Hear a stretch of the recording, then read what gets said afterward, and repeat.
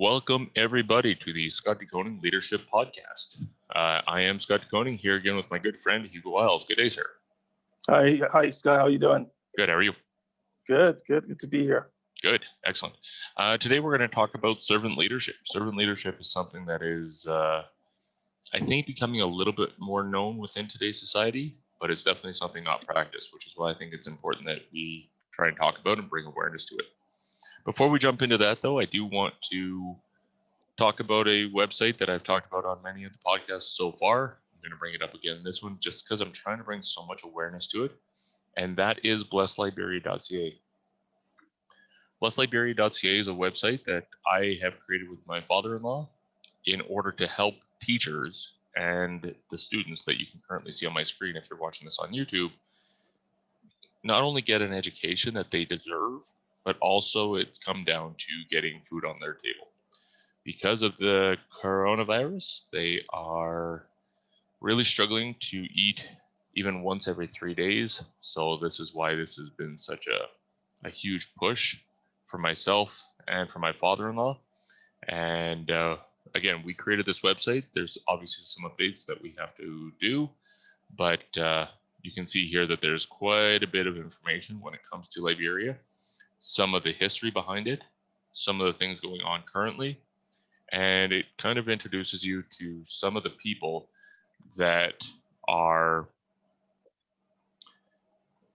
influenced by this great cause. So if you have any questions at all, you're welcome to reach out to me, or you can see here that Paul Miller is a major contact for this. He's actually the one that's been coordinating and sending the money over to Liberia, and the supplies, not just the money, but the supplies over to Liberia. So if you have any questions at all about anything that can help, please contact Paul. You can see his website there is BPM Bravo or Papa Bravo Mike at shaw.ca, or his phone number is on the website. So please get a hold of Paul and see how you can help him to help the folks over in Liberia, if nothing else, get food on their tables, because they are struggling right now. All right, we are going to jump right into it. Servant leadership is something that is near and dear to our hearts. As we've said in previous podcasts, being followers of God has always been a servant leader and has always taken the role of how can I serve others? And really at the core of it, that's where I think the word servant comes from, is how can I serve others? And in this case, when it comes to leadership, it's how can I serve my team? So that's going to be the main focus of our podcast today. And we're going to bring up some pretty interesting statistics and some pretty interesting mindset shifts in this whole thing, because I think in order to properly get in the mode of servant leadership, we have to shift our mindset. We have to think of a new way of leading, because the way that's being led right now in the majority, not all, but in the majority of companies, is actually a very old school way of thinking. So Hugo and I have been talking about this for the last little while now, and yeah, that's right. We have been going back and forth on a couple of different websites. We have looked at a book called The Eighth Habit. We've mentioned it in previous episodes as well. And we are really, really passionate about this topic. So when we talk about servant leadership, Hugo, what is the first thing that comes to your mind? I think the key word here to think about is the word servant.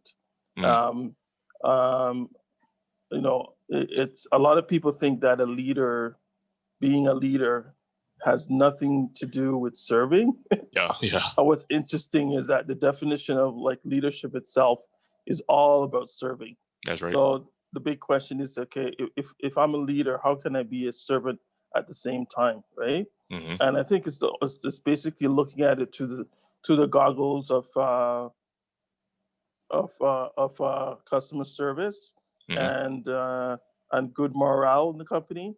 Mm-hmm. And I think what that means is just kind of working with the people you got, and be able to have high trust, which means that I can have engagement with the people that I have, and get them sort of on board, mm-hmm. Regards to what needs to be done. So So the leader doesn't have to do 100% of the work. The leader can instead of like work with everyone else in the front employee or in front line, and get more of a more engagement, really, you know. Absolutely. And so I think there was a statistics that I heard says with that type of engagement, the leadership can focus on just 25%, and everyone else focus on the 75, and they won't feel like they're getting extra work, because that's usually the big question.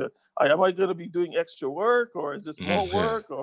But it's just a shift in thinking, and a shift in a paradigm thinking, a paradigm shift, really. Right. Is that, we have not just a leader, that not someone who is sort of up there, but someone who's out, who puts his shoulders with everyone else and work along with everyone else as a servant as well. That's right. And it's very powerful. It's a very powerful paradigm, because it really improves like engagement in a radical way. Because if you think about it, if you see your leader shoulder to shoulder with you, just in doing the work, but beside you and empowering you and encouraging you, how are you gonna feel as an employee? That's right. You're gonna feel like, wow, I want to do even more. I feel like I'm involved in making decisions and so on. The leader wants to get your opinion, and he doesn't stonewall you, but he comes back to you and tell you, okay, this is what we did with your information that you gave us, kind of thing. And you feel like you're part of it. And I think that's feeling of participation brings gratitude, and that gratitude creates more engagement, right? Absolutely. And you got maximum engagement, that your morale will just, in terms of a healthy morale, will just go up, right? Yeah, it's all connected. So it's all connected. And I think that the biggest lesson is for leadership to sort of let go the reins, so to speak, and kind of like have add in terms of other people using their talents to do what they do best. And he's still the leader, and he's still there to make any major or any difficult decisions that the leader has to do. He's still there to do that, but now he is engaging everyone. And the thought is, if you take care of your people, right, as a leader, the people will take care of the business. And what I find interesting about that is, as the leader, whether he or she is trying to make the best decision possible, if they're actually there to serve their people, their team, they're going to make the decisions that are going to best support their team, instead of just running off numbers and saying, well, here's what I think the best decision is, when it might be the opposite of the best decision. It might actually set back the operation or the team. So by actually getting in there and helping the team and working right beside them, I'm really a ton of stories came through my head when you brought that up, Hugo, of times I've actually seen not only my leader, but the leader of the company actually get behind the counter and start helping the people. Oh, not only does that show a huge ton of respect from the front line, but it actually shows from the customers, like, oh, wow, you are right in the middle of all this. Yeah, it speaks volumes. Oh, and here's the thing: you're not actually saying, you're not actually boasting, I guess, and is the way I'm trying to think of it, is saying, well, I'm going to work on the front line today, like you just do. And that goes back to that actions speak louder than words. Yeah. So sorry, go ahead. No, I was just going to show my screen here just really quick, because I want to show you, I brought this up, I think, in the very first episode of this podcast, but I want to bring it up again because I think it's relevant to what we're talking about here. And it is something that I just drew up really quickly on my computer. And it says at the top there, the way most people think about leadership. And I called it the leadership pyramid. And it's the way I think most people not only think about leadership, but actually function as leadership, is where you have the president, the CEO, making all the decisions at the top of the pyramid. Then you have that middle management piece, and that's where that M comes in. And then at the bottom of the pyramid is the front line. The way that I want to see leadership And I think it's been made very evident in the podcast that we've done, Hugo, is I would like to take that pyramid and turn it upside down. Mm-hmm. So the front line is the top of the Wow. pyramid. The managers awesome. underneath them, and the president or the CEO works for everybody else. That's the way I want to see it. That's a total shift in thinking right there. Oh, it is. Absolutely it is. But I think it's a successful way of thinking. That's awesome, Scott. Yeah. Yeah. Mm-hmm. So I would like to take that pyramid. It kind of makes those. Yeah, keep going. Upside down. So it kind of makes the front line feel more supported. Because when I think of something digging deeper, like it's the front line is on the level, but when you get deeper, you have management. That's right. And they're supporting frontline, and then you have the leadership, which is digging even deeper. That's supporting management. So management feels supported and feels empowered, and then frontline, as a result of management support to them, also feels supported and empowered. So it just sort of creates the whole, should I say, the ecosystem of that corporate culture would just blossom, and everything will work, and so leadership will have frontline will have no issues when they're asked to be engaged in certain things that they're good at. I wanted to read something that I got from Wikipedia on servant leadership. Let's do it. And it kind of got my attention. It says a servant leader shares power. I don't know if you feel that, but that's a big one. Yeah. I had to actually pause when I said that, because it's just straight up. It says a servant leader shares power, but the needs of the employees. Puts the needs of the employees first, and helps people develop and perform as highly as possible. That's right. So that's more of like from a back end kind of support, where you're in the front line on the front end, and you know what, my leader has my back, and my manager also has my back. That's right. You know what I mean? And it's a totally different way of thinking in terms of a leader, as opposed to saying, well, leadership is up in the sky, up in the higher levels, and they probably have no time for me. They probably don't even care that I'm here. Right. Yeah. But with that paradigm shift of thinking deeper and deeper, you get that support. And it says servant leadership inverts the norm. This is what it says. I'm telling you, this is exactly what you just did. The servant leadership inverts the norm, which puts the customer service associates as main priority, right? And instead of the people working to serve the leader exists to serve the people. That's right. And that's stated by its founder, Robert K. Greenleaf. That's, oh my God. I'm getting chills now. That's awesome. That's funny. I'm thinking, if there's a company that can do that and do that authentically, I want to work for that company. Oh, absolutely. I don't care. I don't care if I'm just a janitor. I want to work for that company because I'm going to be empowered. And I was like, whoa, I can grow and I'll be engaged, and I'll always be excited about looking forward when I wake up in the morning to go to work. I actually look forward to go to work. That's right. I'm excited about what's going to happen that day, and so that's the kind of company I would want to work for. Yeah, I agree. And I don't think it's only mental support from a leader. I don't think it's only physical support from a leader. But the one thing that comes to my mind as we talk about this too is also technical support. Like and I'm going to kind of piggyback off what you just said. We want to make sure that the team is set up for success. Well, if the team doesn't have the technology that they need, the most up-to-date technology that they need, they're not going to be set up for success. And I think a lot of companies tend to say, well, I don't really think we need to invest in a bunch of new computers. Well, if the job of your staff is all over computer software, let's give them the most up-to-date stuff so that they can do it not only as to the best of their ability, but as quickly as possible. Because if they do it quickly, it's more efficient. So I think it's another aspect to shift the brain as well, is to say, let's see if they have the right technology to allow them to do their job. I see. It's interesting you said that.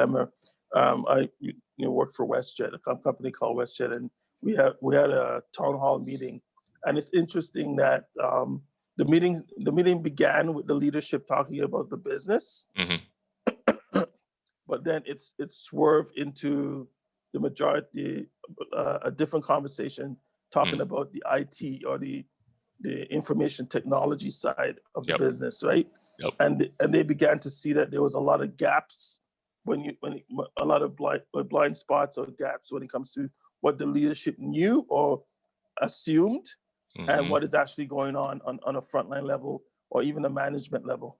So it's a huge opportunity for leadership in that instance to realize that they're there to support the frontline and they're there to support management. So the kind of questions that they were asking was like, okay, leadership was like, what? I had no idea that was going on. I'm going to look into that today. Right. And you get that feeling like you're being supported, and you know you can go to leadership with your questions, with about IT questions, and and your needs are being met. Yeah, that's right. Yeah. Well, and I've seen some companies where they spend all this money when the room is originally built, having all these top of the line speakers, and I mean like actual like stereo speakers installed into the room, like into the roof and stuff.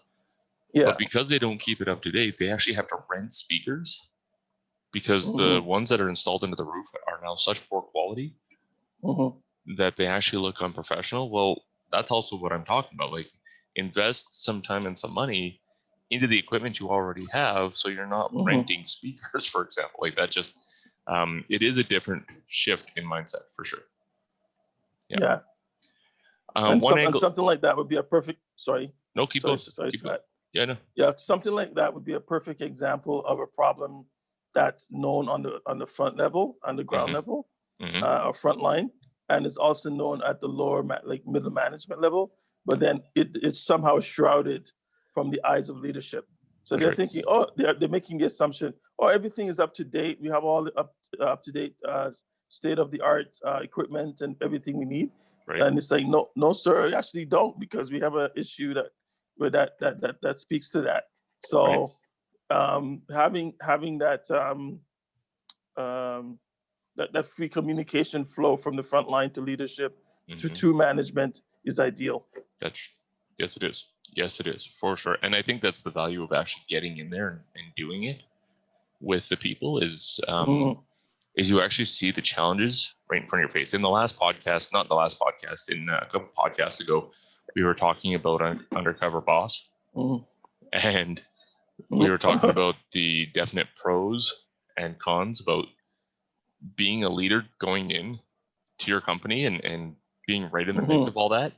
But I think this would definitely be a definite pro where you're actually going in, even if you're not undercover, even if you go in and you see what your team struggles with on a daily basis, there's no leader that wouldn't be like, oh man, we got some work to do. Exactly. Here's what we got to do. Right? Yeah, he wants to be engaged in that. He wants to solve that problem. That's right. So where I want to take this next is a very interesting topic, and I'm getting this topic mostly from me, but I'm wording it in such a way that it really landed with me, and that's coming from the 8th Habit book that we were talking about. And what it talks about is in the time of George Washington and stuff like that, it was believed that if you had a sickness, whether it be physical or mental or whatever it was, that it was so deep into your core that it was actually flowing in your blood. And in the book, he refers to this as bloodletting. Now, to give you just a brief overview of what bloodletting is, according to what this book says, is it's basically where if you are sick, and at the time pneumonia was something that was pretty evident and wasn't able to be cured, a lot of people would actually go and withdraw as much blood as possible, thinking that's getting the pneumonia out of it, because they didn't know. It's like us with the coronavirus right now. We're guessing, right? Because we just don't know right now. And so what they would do is they would actually drain as much blood as possible, thinking that's getting rid of the illness, whether again be physical or mental, in the hopes that would get rid of it. And in the book, he refers to them doing that even to George Washington, because in this case, they were talking about the fact that his leadership was kind of out of date. So they thought if they actually took some blood out of him, that would actually refresh his leadership, which I find interesting. And what he also refers to is that the way most people lead today is based off the Industrial Revolution. And I've heard this in a couple of books, but a lot of people determine that the end of the Industrial Revolution and the beginning of the Information Age is what we're in currently, was the falling of the Berlin Wall back in 1989. Now, the challenge is a lot of us still lead as if that's the way it's going, right? As if I can just tell you what to do, you're going to do it, and everything will be fine. There's been such a shift in mindset that we have to shift as well. And one area where I think is definitely an area that needs to be shifted is one that you and I have talked about quite a bit, Hugo. It's feedback. Right. And I know I've mentioned it in previous podcasts. It's a technique that I've used. I don't anymore because I really do believe now that I know what I know that it is kind of an industrial way of thinking. Is the sandwich technique. Remember what that one is? Yeah, you start with on a good premise, and then you sort of pinpoint the issue, right? And then you finish off with on another good premise, right? And then send them on their way. Yeah. And I've said in previous episodes as well, the reason this doesn't work is because most people remember what happens at the beginning of a conversation and the end of a conversation. So in this case, it sounds great because you're starting on a good note, you're ending on a good note. Perfect. This person's going to be feeling really good walking out of this feedback session. I've actually seen where it doesn't get to the root of the problem. You actually have to call them in again and say, okay, again, you're doing great. Here's where you can improve, but keep doing what you're doing, right? So it's kind of contradictory in itself. And with that, it's definitely an old school way of thinking. So when we talk about servant leadership, feedback is definitely an area that is in that category. And I want to just reiterate that if we are giving feedback, we have to do it in such a way, and this is kind of a long-term play, not in a short half-an-hour session, but a long-term play that they know that if they're getting feedback, it's because we care about their growth. Okay. We care about their development. Care from the heart, yeah. That's right. That's right. So, I this episode is not only servant leadership, but I'm thinking it's going to need to be called servant leadership, the mind shift. The mind shift. I like that. Yeah. Because, or even better, the leader shift, like John C. Maxwell says as a leader. Yeah, that's one of the titles of John Maxwell's book, is transferring yourself or shifting yourself from one type of leader to another. So. I wanted to add to that, if you don't mind. Let's do it. A bit about, it's interesting that the book, The 8 Habit, talks about the information and technology worker. And then sort of like the next thing, you basically saw the word wisdom. You're like, okay, that's deep. What is that, right? Right. And how can I relate to that? And how does that affect, how would that affect me, right? And it's interesting that looking at a question and answer pitch here in the 8 Habit book, and it says the question, the buzzwords used to be quality, TQM, and quality, or quality assurance. When it became empowerment, right? That was the next buzzword. And then now the new buzzword today is innovation. And I think we should sort of touch on that, because it's so true. Like even companies that are not tech companies out there, like Apple and Facebook and Tesla and so on, are increasing their dream is to increase the rate of innovation to the point where they can compete in today's society. So innovation is the big word right now. And the question is, what will the next one? What will it be tomorrow? So if innovation is it now, what's next, right? So just imagine yourself as a technological and information and technology worker, and you understand what innovation is, you understand what empowerment is, and the question is, what's next? So according to Stephen Covey, he says, I suggest it will be wisdom. And I said, okay, that's deep, but what are you talking about? Wisdom in what sense? What does that look like? So it says, unless you have principles at the center of a person's heart and soul, and in the relationship and culture of the organization, you cannot build high trust, right? And without high trust, you cannot have empowerment. So there goes your empowerment, right? Yep. And when rules take the place of human judgment, you cannot nurture a climate of innovation or creativity. So there goes your innovation. So you don't have, so empowerment's taken away, innovation's taken away. What do you have left, right? And he says, instead you will have what he calls a kiss up culture, you know, and to my understanding, it means that you'll have a lot of yes people, everyone's saying yes, so I agree, and there's no authentic conversation because everyone's either fearful of their job or think that if they say something, they'll be fired, kind of thing. So it's sort of like, he calls it a kiss up culture. But to keep in mind, just imagine in that environment, you're a technology and knowledge worker, and there's no trust. Trust is zero, and there's no empowerment. Empowerment is zero, and then there's no innovation or creativity. So that's like hell for me. That feels like hell. Yeah, right.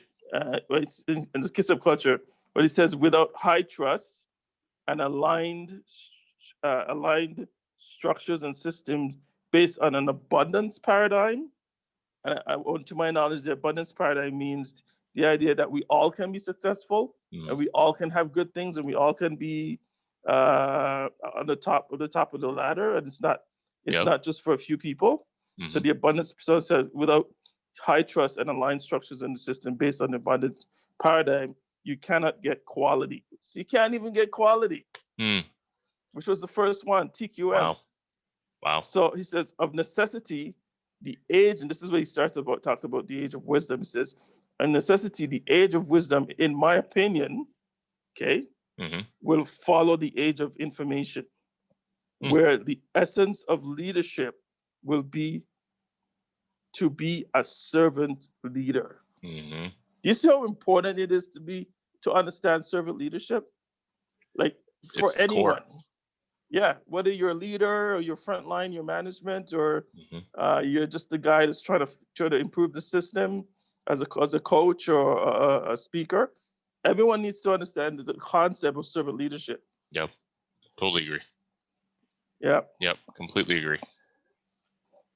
What's interesting about that too, and we've said in previous episodes, and I think I even said it on this one so far, that you and I are a follower of God, and I've taken on the challenge, and even if you're not a believer, I challenge you to do this, because this book really doesn't talk about God as much as other books do, but I'm actually reading the book of Proverbs, and the one thing that it keeps saying in the book of Proverbs in the Bible is that wisdom is everything.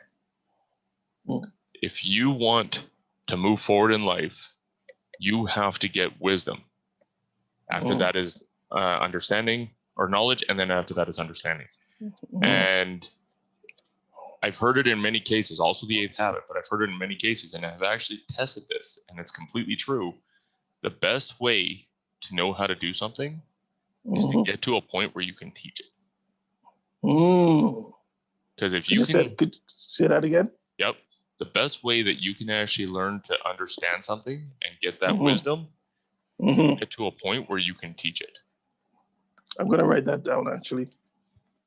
So because if you can teach it to the point where somebody else can understand it, that's when you truly know it. Okay. So you truly know it if you can teach. That's right. So the best way to understand something. That's right. And what's really interesting, and you and I have decided to take this on together. But one thing that this book also recommends is to take on the leadership challenge. And what I'll do is, if you're watching this, I'll actually post an Amazon link in the description. And so if anybody wants to take on this challenge as well, please feel free to let us know. But what we're doing, you and I, Hugo, is we're actually going to start by starting at chapter 4 and reading one chapter a month for the next year. Okay. And not only reading it, but understanding it and living it. Sounds good. And living it, and actually getting to a point where we can just right away teach somebody else about it. And then if we can actually get to a point where we're teaching somebody else, that means that we truly understand that chapter. Awesome. I love that. Yeah. Because that way we're not only getting knowledge, which is in the book, we're also getting wisdom. That's right. Right. And like the proverb says, in all like getting, get understanding. You get understanding as well. That's right. So those three things will be at the forefront of our, at least our thinking and our hearts. And so because of our emotional intelligence as well, we can then teach that to someone else in an effective way that means that they were able to hear it and understand it. Because it's one way to teach. And I think Christy was sort of teaching me that, my friend Christy, who says it's one way that you can talk where in a manner where someone can actually hear it, but it's a completely different thing to talk about it in a way that they can actually listen to what you're saying, to actually listen and choose to listen and concentrate on what you're saying. Yes. So I think that's that's the sort of like the whole point of teaching is being able to break something down from that's quite complicated to make it simple so it can be teachable in parts. I like that. Yeah. Perfect.